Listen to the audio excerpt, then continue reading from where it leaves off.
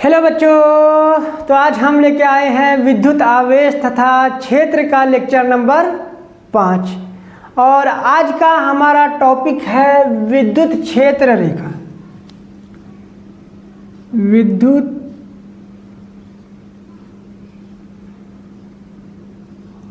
क्षेत्र रेखा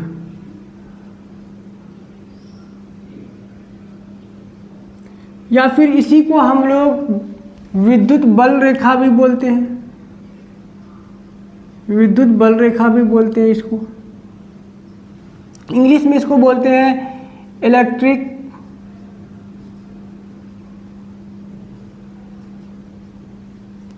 field lines या फिर lines of force. Lines of force. तो आज का हमारा टॉपिक है विद्युत क्षेत्र रेखा या फिर बल रेखा है। अगर याद हो तो हमने पिछली क्लास में पढ़ा था कि अगर यहाँ पे कोई चार्ज है, क्यू चार्ज, यहाँ पे कोई क्यू आवेश है, तो इससे आर दूरी पे इस बिंदु पे विद्युत क्षेत्र होगा के क्यू बाय आर स्क्वायर। किसी चार्ज से आर दूरी पे किसी बिंदु पे विद्युत क्षेत्र होगा के क्यू बाय आर स्क्वायर। और ये जो विद्युत क्षेत्र है ये आर स्क्वायर के व्युत्क्रमानुपाती है। ये जो विद्युत क्षेत्र है ये आर स्क्वायर के व्युत्क्रमानुपाती है। जितना ज़्यादा दूरी बढ़ता जाएगा विद्युत क्षेत्र का परिमाण कम होता जाएगा।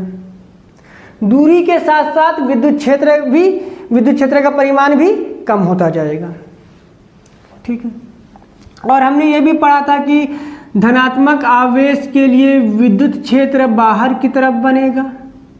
धनात्मक आवेश से विद्युत क्षेत्र चार्ज से बाहर की तरफ बनेगा और ऋणात्मक आवेश के लिए विद्युत क्षेत्र अंदर की तरफ बनेगा, चार्ज की तरफ बनेगा।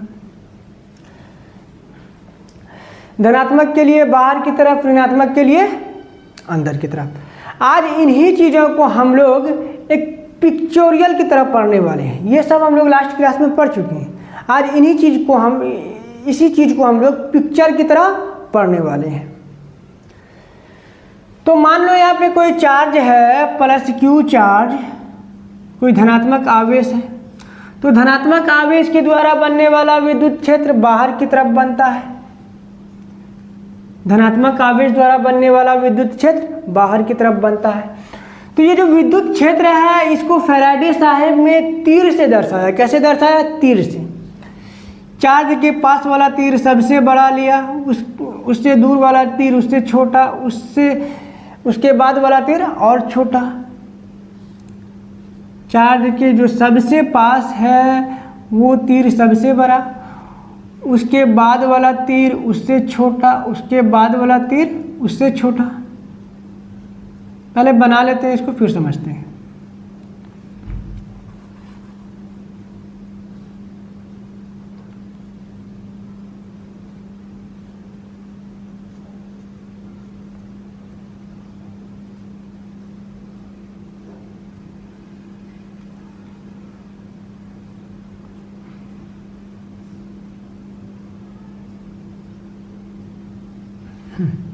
तो पॉजिटिव चार्ज के द्वारा, धनात्मक आवेश के द्वारा बनने वाला विद्युत क्षेत्र बाहर की तरफ बनता है। तो फैराडे साहब ने कहा कि ये जो विद्युत क्षेत्र है हम इसको तीर से दर्शाते हैं। तो चार्ज के पास वाला जो तीर बनाया वो सबसे बड़ा बनाया, उसके बाद वाला तीर उससे छोटा, उसके बाद वाला तीर उससे छोटा। जितना ज़्यादा दूरी बढ़ता गया तीर की लंबाई छोटी होती चली गई। इसी तरह अनंत पे, इन्फानाइट पे जाके तीर का साइज 0 हो गया। तो ये जो तीर की दिशा है, तीर की दिशा, तीर या फिर एरो बोल लो इसको, तीर की जो दिशा है वो विद्युत क्षेत्र के दिशा को बता रहा है। तीर की दिशा विद्युत क्षेत्र की दिशा को बता रहा है। तीर की दिशा विद्युत क्षेत्र की दिशा को बता रहा है कि धनात्मक आवेश के लिए विद्युत क्षेत्र बाहर की तरफ बनता है।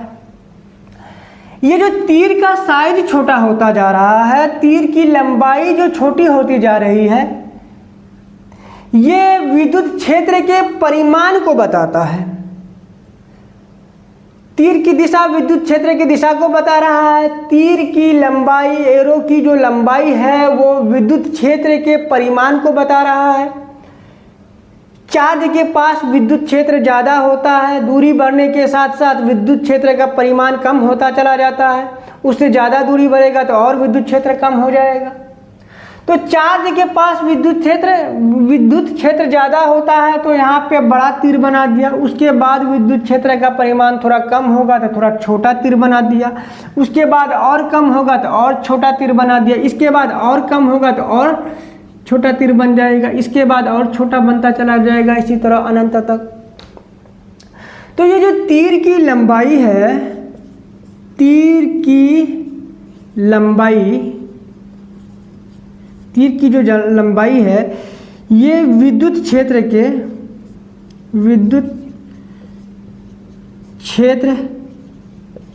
के परिमाण को बता रहा है, परिमाण को बताता है। तीर की दिशा विद्युत क्षेत्र की दिशा को बताता है और तीर की लंबाई विद्युत क्षेत्र के परिमाण को बताता है। क्लियर है यहाँ तक? तो आगे चल के ये पिक्चर और मॉडिफाइड हुआ। तो फैराडे साहब ने कहा कि ये जो तीर है ये अलग अलग अच्छा नहीं लगता, इसको हम आपस में जोड़ दें। तो जब पिक्चर मॉडिफाई हुआ, तीर को आपस में जोड़ दिया गया। पहले इसको नोट कर लो इसको पहले।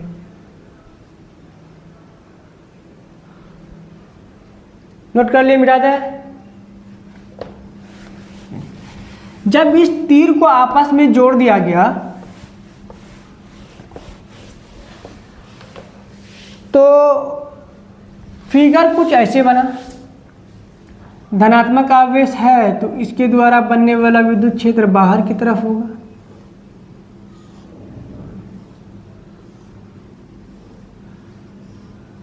धनात्मक आवेश के द्वारा बनने वाला विद्युत क्षेत्र बाहर की तरफ होगा।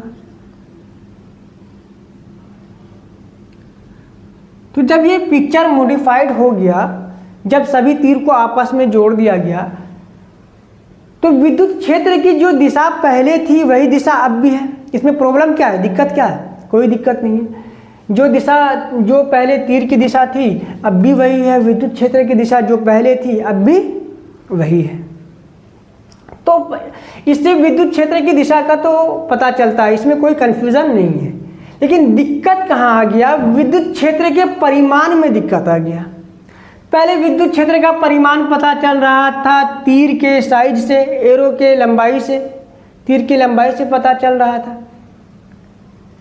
पास में था तो सबसे बड़ा तीर था, उसके बाद उससे छोटा हुआ, उसके बाद उससे छोटा हुआ। तो जिससे हमें पता चल रहा था कि विद्युत क्षेत्र का परिमाण दूरी के साथ साथ कम होता जा रहा है। लेकिन इसमें कैसे पता करेंगे कि विद्युत क्षेत्र का परिमाण क्या होगा?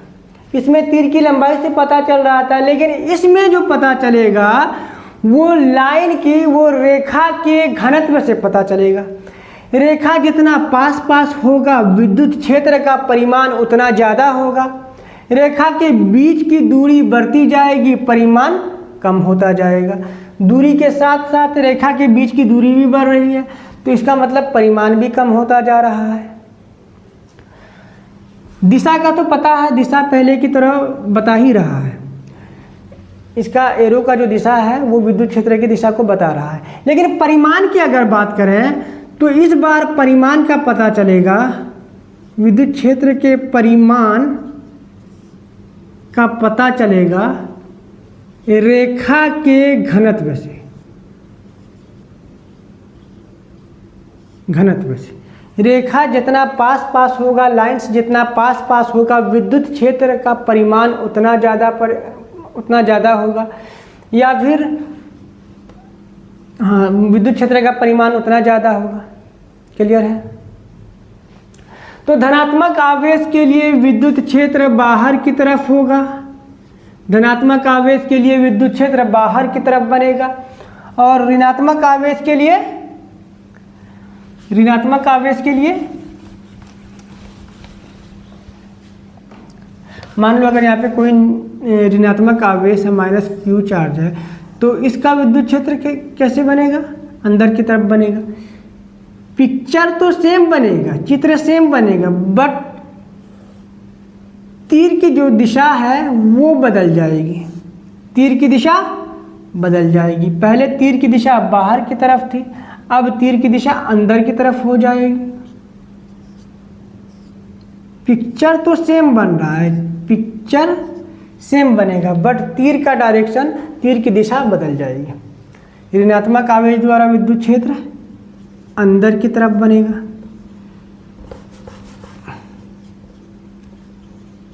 अंदर की तरफ बनेगा, या अंदर की तरफ ही लिख दो, अंदर की तरफ बनेगा।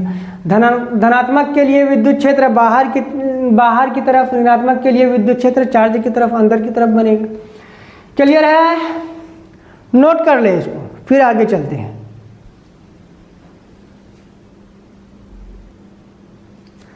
छाप लिए, मिटा दें।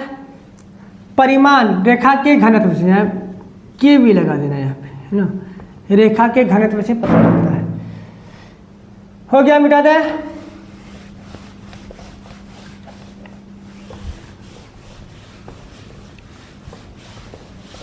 इसका डेफिनेशन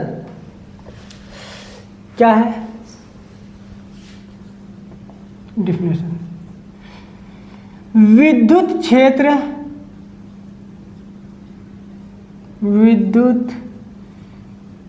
क्षेत्र रेखा एक काल्पनिक रेखा है। विद्युत क्षेत्र रेखा एक काल्पनिक रेखा है जो इस प्रकार खींची जाती है, पहले ये बताओ, विद्युत क्षेत्र एक काल्पनिक रेखा है, ये कल्पना क्या हुआ रेखा है? एक्चुअली में ऐसा कुछ होता नहीं है, वास्तविकता में होता नहीं है। अगर यहाँ पे कोई, मान लो कि हम कोई चार्ज रख दें, ऐसा थोड़ी है कि यहाँ पे कोई चार्ज रख देंगे, अगर कोई प्लस क्यू चार्ज रख दिए तो उससे रेखा बाहर की तरफ निकलते हुए नजर आएगा। ऐसा नहीं है, ये सिर्फ कल्पना क्या हुआ है। तो विद्युत क्षेत्र रेखा एक काल्पनिक रेखा है जो इस प्रकार खींची जाती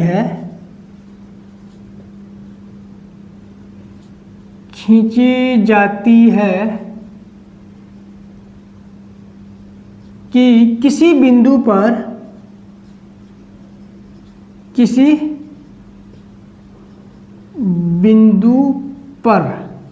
इसकी दिशा, इसकी मतलब विद्युत क्षेत्र की दिशा, किसी बिंदु पर इसकी दिशा उस बिंदु पर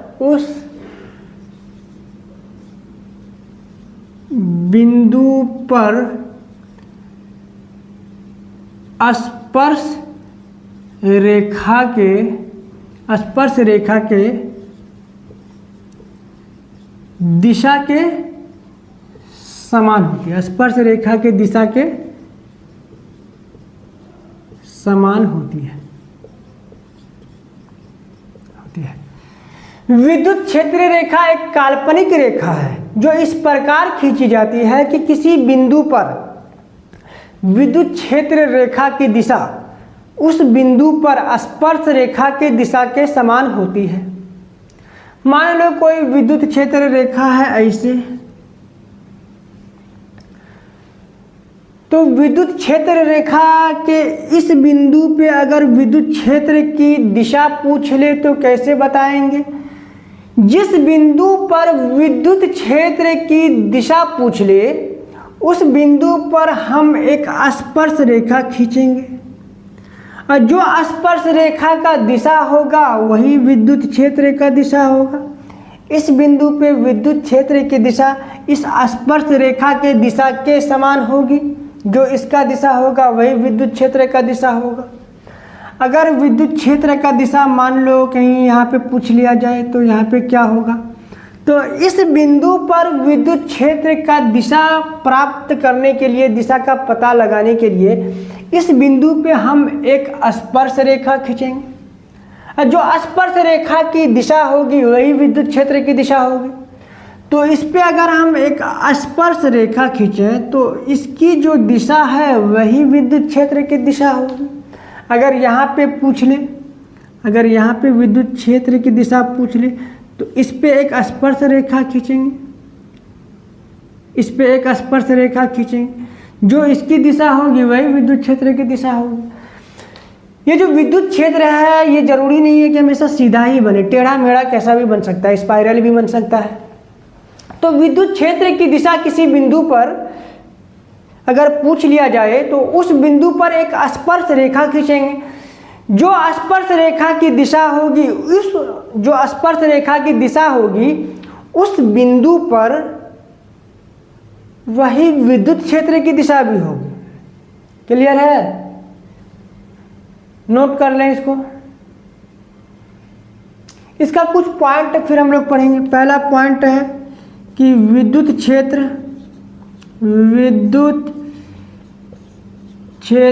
रेखा या रेखाएं एक काल्पनिक रेखा होती है, एक काल्पनिक रेखा होती है। ऐसे तो ऊपर नोट कर ही दिए थे कि विद्युत क्षेत्र रेखा एक काल्पनिक रेखा होती है, एक काल्पनिक रेखा होती है। विद्युत क्षेत्र रेखा एक काल्पनिक रेखा होती है। दूसरा पॉइंट, ये धनात्मक आवेश से प्रारंभ होता है, ये धनात्मक मतलब पॉजिटिव चार्ज है ना, ये धनात्मक आवेश से प्रारंभ होकर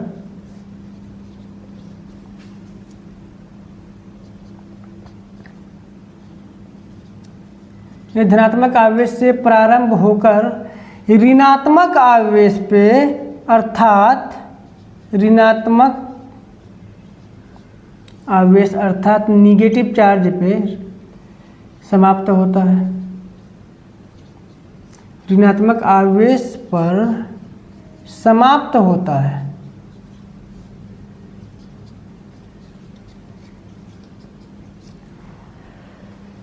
विद्युत क्षेत्र रेखा धनात्मक आवेश से प्रारंभ होता है, ऋणात्मक आवेश पे समाप्त होता है। धनात्मक आवेश से प्लस चार्ज से प्रारंभ होकर माइनस चार्ज पे समाप्त हो जाता है। धनात्मक से प्रारंभ होता है, ऋणात्मक पे समाप्त हो जाता है। नोट कर लें इसको। उसके बाद हम लोग तीसरा पॉइंट पढ़ेंगे।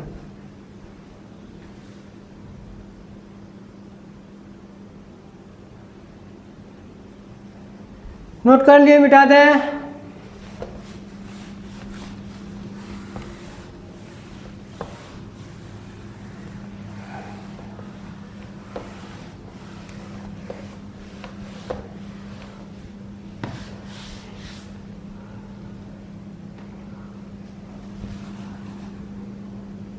तीसरा पॉइंट,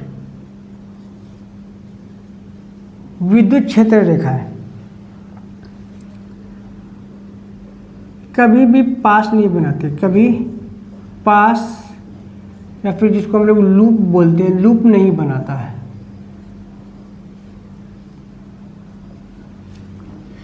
विद्युत क्षेत्र रेखा कभी लूप नहीं बनाता है। मान लो कि अगर ये प्लस चार्ज से प्रारंभ होगा, ऋणात्मक आवेश पे समाप्त होगा, ये प्लस से धनात्मक आवेश से प्रारंभ होकर ऋणात्मक पर समाप्त हो जाता है, लेकिन ऋणात्मक से फिर ये धनात्मक पर नहीं आता है। प्लस से प्रारंभ होकर माइनस पे ख़त्म हो जाता है, लेकिन माइनस से फिर ये प्लस पे नहीं आएगा, उसी को लूप बोलते हैं। चौथा नंबर, ये निर्वात में समाप्त नहीं होता है। विद्युत क्षेत्र रेखा निर्वात में समाप्त नहीं होता है। विद्युत क्षेत्र रेखा निर्वात में समाप्त नहीं होता है। अगर यहाँ पे कोई चार्ज है प्लस क्यू चार्ज मान लो, तो इसके द्वारा जो विद्युत क्षेत्र बाहर की तरफ निकल रहा है, इसके द्वारा जो विद्युत क्षेत्र बाहर की तरफ निकल रहा है, तो यहाँ तक अगर हम रेखा खींचे तो ये यहीं पे समाप्त नहीं हो रहा है। ये अनंत तक जाएगा। कहाँ तक जाएगा? अनंत तक जाएगा। विद्युत क्षेत्र रेखाएं कभी भी निर्वात में समाप्त नहीं होती है, ये अनंत पे जाके समाप्त होता है, अनंत तक जाता है। नोट कर लें इसको।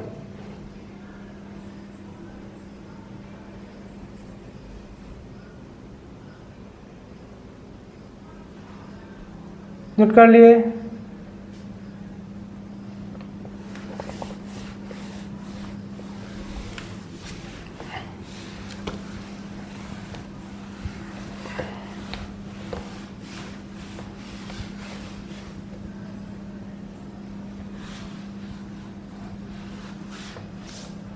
पांचवा पॉइंट, आवेश पर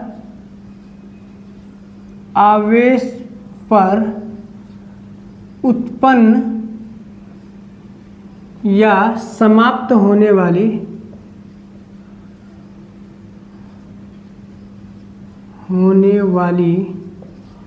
आवेश पर उत्पन्न या समाप्त होने वाली बल रेखा आवेश के परिमाण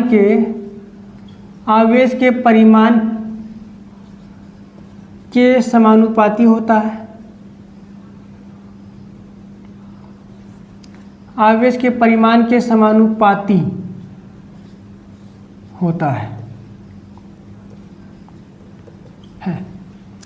मान लो कि यहाँ पे कोई चार्ज है प्लस क्यू चार्ज, अगर हम इससे दो रेखाएं निकालेंगे, अगर प्लस क्यू चार्ज से दो बल रेखाएं निकलेगी तो प्लस टू क्यू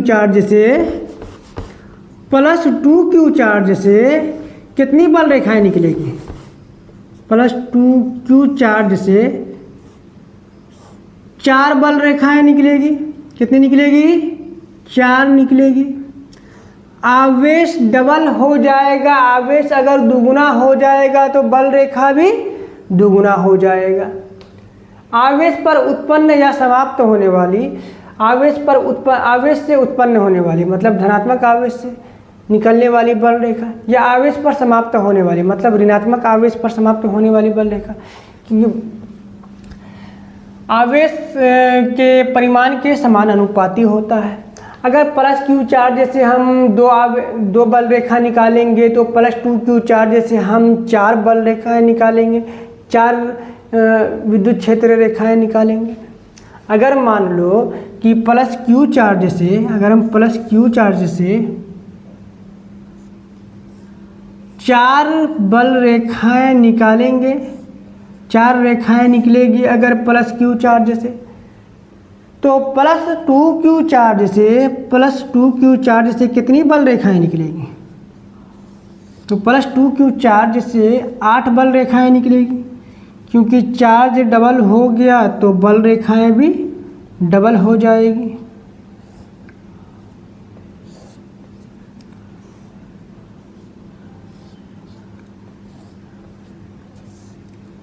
कितना हो गया?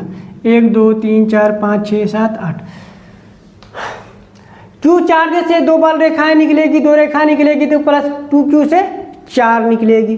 अगर क्यू से ही 4 बल रेखाएं निकल रही है तो प्लस टू क्यू से इसका दोगुना हो जाएगा, 8 बल रेखाएं बाहर निकलेगी। कितनी रेखाएं निकलेगी? 8। नोट कर लें इसको।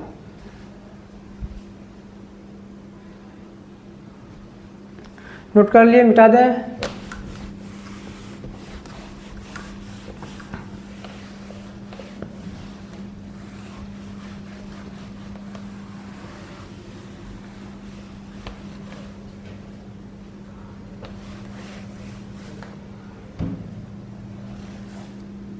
छठा नंबर, बल रेखाएं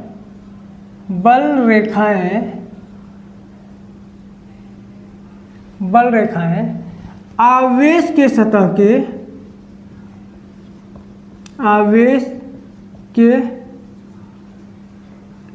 सतह के लंबवत होती है।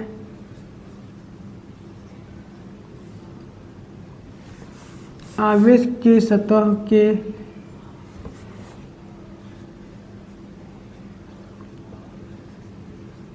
लंबवत होती है। बल रेखाएं आवेश के सतह के लंबवत होती है। मान लो कोई सतह है, इस पे कोई चार्ज है, मान लो कोई प्लस क्यू चार्ज है, तो इस सतह पर बल रेखाएं इस सतह पर बल रेखाएं सतह के लंबवत होगा, अर्थात सतह से बल रेखाएं 90 डिग्री का एंगल कोण बनाएगा। जिस सतह पे कोई चार्ज है, अगर किसी सतह पे, उस सतह से विद्युत बल रेखाएं 90 डिग्री का कोण बनाएगा। विद्युत बल रेखाएं किसी सतह के लंबवत होती है। विद्युत बल रेखा या फिर बल रेखा आवेश के सतह के लंबवत होती है। क्लियर है?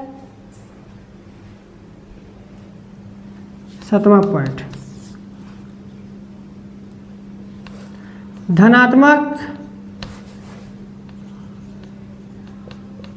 धनात्मक आवेश बल रेखा को प्रतिकर्षित करती है।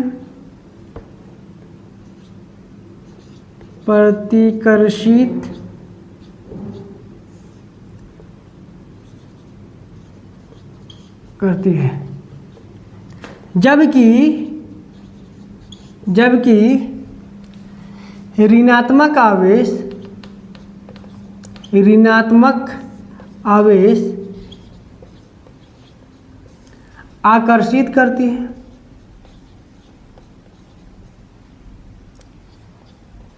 आकर्षित करती है।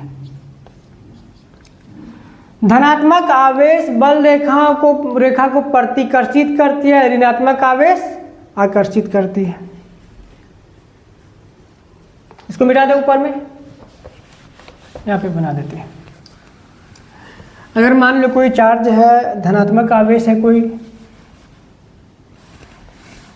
यहाँ से मान लो कि कोई विद्युत बल रेखा ऐसे जा रहा है, एकदम मस्त है ना, ऐसे जा रहा है। इसके सामने कोई चार्ज आ गया, कोई आवेश आ गया, कोई प्लस क्यू चार्ज आ गया, या कोई पॉजिटिव आवेश आ गया, प्लस चार्ज आ गया, तो ये विद्युत प्लस चार्ज, ये जो बल रेखा है, ये इस प्लस चार्ज को देख के, धनात्मक आवेश को देख के ऐसे प्रतिकर्षित हो जाएगा, अपना रास्ता बदल देगा। मान लो ऐसे कोई चार्ज जा रहा है, इसके सामने ये ऐसे मान लो ऐसे कोई बल रेखा जा रहा है, इसके सामने एक धनात्मक आवेश आ गया, तो ये इसको देख के ऐसे मुड़ जाएगा। धनात्मक आवेश इसको प्रतिकर्षित कर देगा और ऋणात्मक आवेश क्या करेगा, इसका अपोजिट करेगा। मान लो यहाँ पे कोई ऋणात्मक आवेश है, या फिर मान लो कि यहाँ पे कोई दो क्षेत्र रेखा फिर ऐसे ही जा रही है, एकदम मस्त। इसने देखा कि सामने में ऋणात्मक आवेश है, थोड़ा बड़ा बना लेते हैं इसको, ऐसे जा रहा है,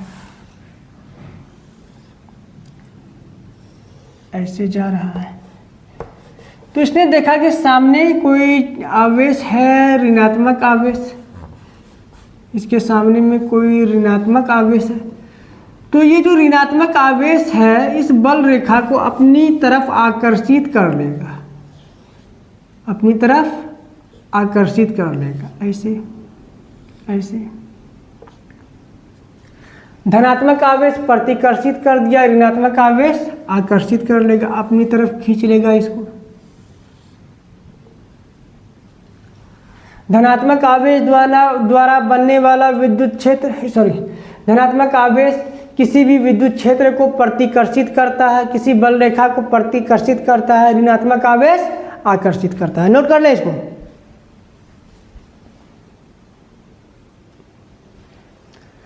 नोट कर लिए, मिटा दें।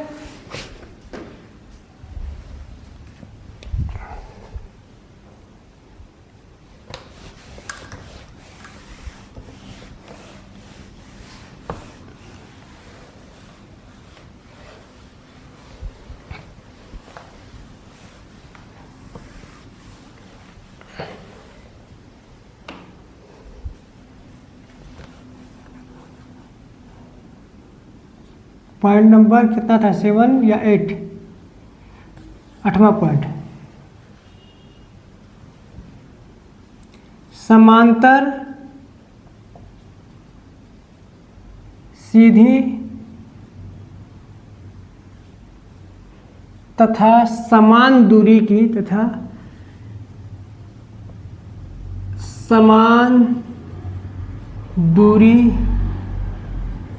बल रेखा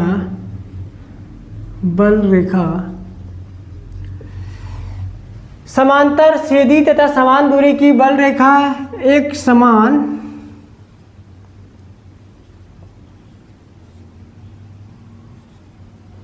बल रेखा कहलाती है।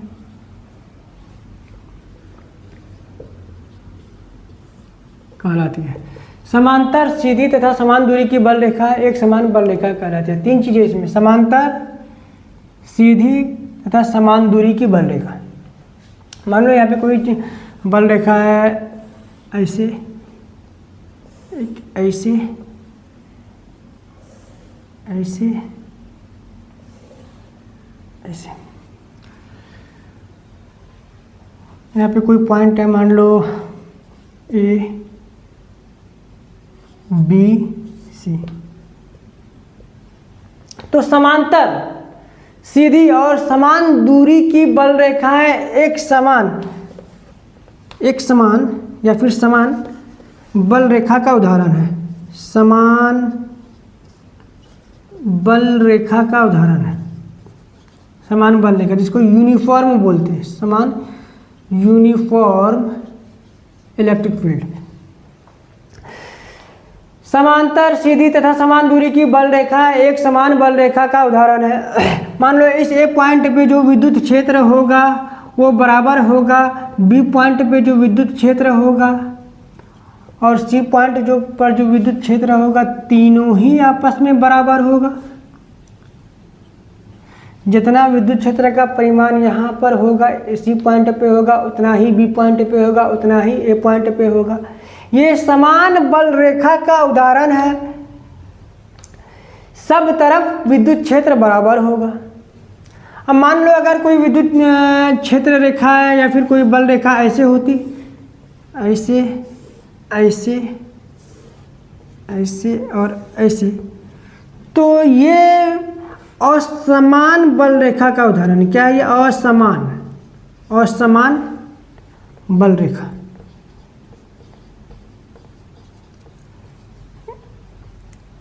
नॉन यूनिफॉर्म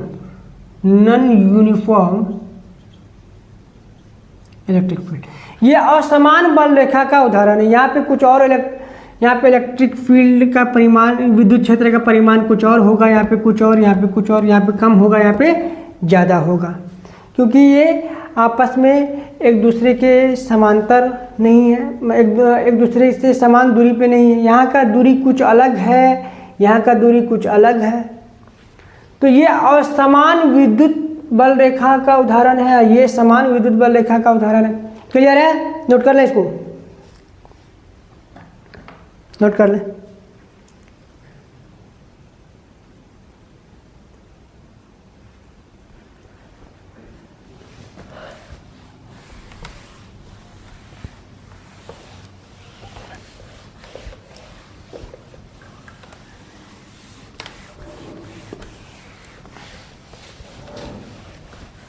नवा पॉइंट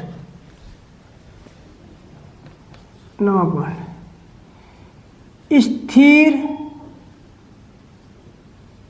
विद्युत अवस्था। स्थिर विद्युत अवस्था के अंतर्गत, स्थिर विद्युत अवस्था के अंतर्गत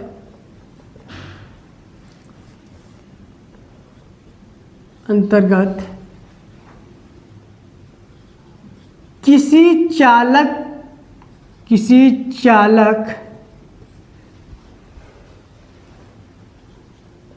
के अंदर विद्युत क्षेत्र अनुपस्थित रहता है। विद्युत क्षेत्र रेखा से विद्युत क्षेत्र रेखा या फिर बल रेखा बोलते हैं इसको। विद्युत क्षेत्र रेखा अनुपस्थित रहता है, अनुपस्थित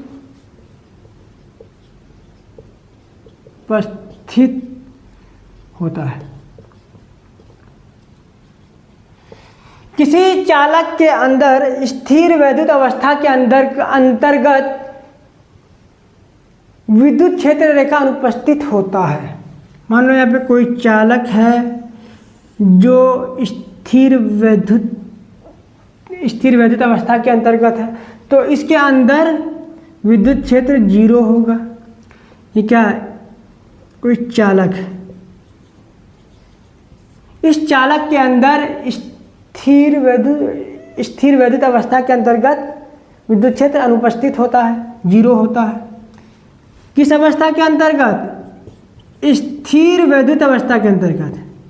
स्थिर वैद्युत अवस्था के अंतर्गत, इलेक्ट्रोस्टैटिक कंडीशन के अंतर्गत। जब चार्ज स्थिर अवस्था में होगा तो उस कंडीशन में चालक के अंदर विद्युत क्षेत्र 0 होगा। कब? जब चार्ज स्थिर अवस्था में होगा। और अगर जब चार्ज गति करने लग जाएगा तो क्या होगा? जब चार्ज गति करेगा तो हम उसके बारे में बात नहीं कर रहे हैं, हम बात कर रहे हैं जब चार्ज स्थिर वैद्युत अवस्था के अंतर्गत हो, जब चार्ज स्थिर अवस्था के अंतर्गत हो, जब चार्ज रुका हुआ हो। तो उस स्थिति में स्थिर वैद्युत अवस्था के अंतर्गत किसी चालक के अंदर विद्युत क्षेत्र अनुपस्थित होता है। नोट कर लें इसको, नोट कर लें।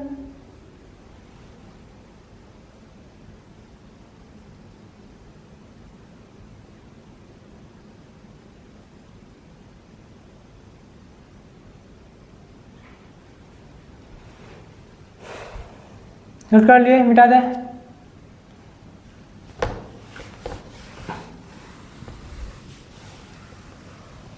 दसवां पॉइंट, 10वां नंबर, 10वां नंबर, विद्युत क्षेत्र रेखा, विद्युत क्षेत्र रेखा चालक के, विद्युत क्षेत्र रेखा चालक के सतह के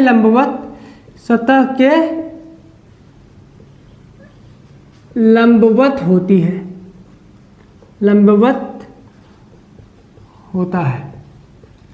पहली बात तो कि जहाँ पे कोई चालक होगा उस चालक के अंदर विद्युत क्षेत्र रेखा अनुपस्थित होगी, विद्युत क्षेत्र अनुपस्थित होगा। किस कंडीशन में? स्थिर वैद्युत अवस्था के अंतर्गत, जब चार्ज रुका हुआ होगा, जब आवेश स्थिर अवस्था में होगा, रुका हुआ होगा। लेकिन अगर आवेश रुका हुआ नहीं है या फिर अगर विद्युत क्षेत्र रेखा है वहाँ पे, तो वो चालक के सतह के लंबवत होगा। मान लो ये यहाँ पे कोई चालक है, कंडक्टर है, चालक है। अगर यहाँ पे विद्युत क्षेत्र रेखा होगा तो इस कंडक्टर के, इस चालक के सतह के लंबवत होगा।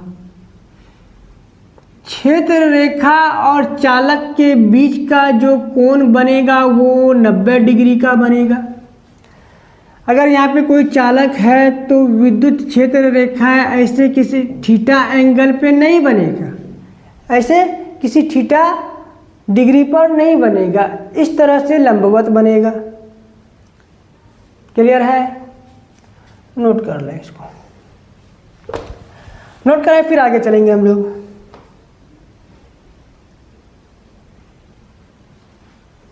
नोट कर लिए। 11 नंबर, विद्युत बल रेखा की सघनता, बल रेखा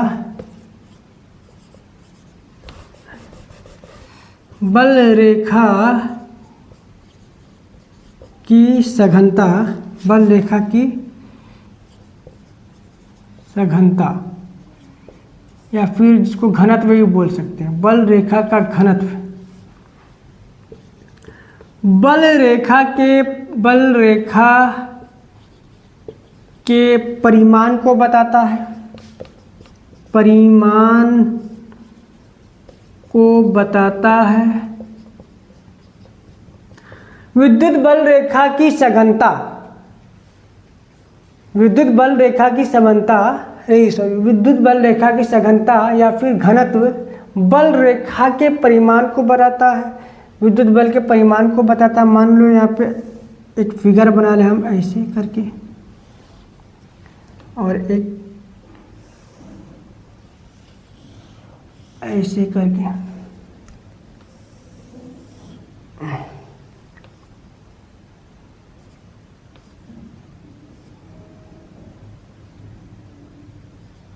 यहाँ पे कोई पॉइंट है, मान लो ए पॉइंट, यहाँ पे है बी पॉइंट और यहाँ पे है मान लो सी पॉइंट। तो यहाँ पे लाइंस रेखाएं पास पास है तो यहाँ पे बल रेखा ज़्यादा होगी, यहाँ पे भी ज़्यादा होगी, लेकिन इस पॉइंट पे बी बिंदु पे बल रेखा इन दोनों बिंदु से कम होगी। विद्युत क्षेत्र किस पॉइंट पे, पॉइंट ए पे ज़्यादा होगा पॉइंट बी के, बिंदु बी के विद्युत क्षेत्र से, और सी बिंदु पर जो विद्युत क्षेत्र होगा वो भी बी बिंदु के विद्युत क्षेत्र से ज़्यादा होगा। ए और सी पे जो विद्युत क्षेत्र होगा दोनों बराबर होगा। जहाँ पे रेखाएं पास पास होगी वहाँ पे विद्युत क्षेत्र ज़्यादा होगा, वहाँ पे विद्युत क्षेत्र की प्रबलता ज़्यादा होगी। जहाँ पे रेखाएं दूर दूर होंगी, यहाँ पे ज़्यादा डिस्टेंस है, ज़्यादा दूरी है, तो यहाँ पे विद्युत बल रेखा का परिमाण कम होगा। यहाँ पे फिर पास पास है या फिर यहाँ पे फिर ज़्यादा होगा। रेखाएं जितनी पास होगी विद्युत क्षेत्र उतना ज़्यादा होगा, रेखाएं जितनी दूर दूर होगी उसका परिमाण भी कम होता चला जाएगा। नोट कर ले इसको, फिर आगे चलते हैं हम।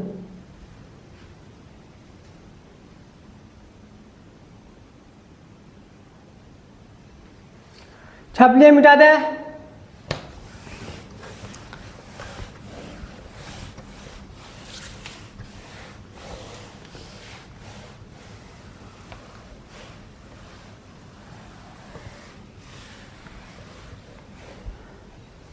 बारहवां पॉइंट, पॉइंट नंबर 12, और ये आज के हमारे क्लास का लास्ट पॉइंट है। तो आखिरी पॉइंट है क्या, पॉइंट नंबर 12 कि बल रेखा है, विद्युत बल रेखा है, बल रेखा है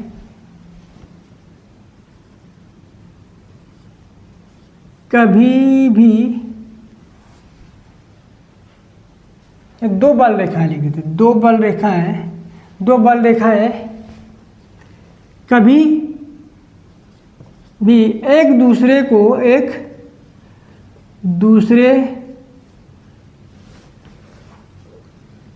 को प्रतिच्छेद नहीं करती,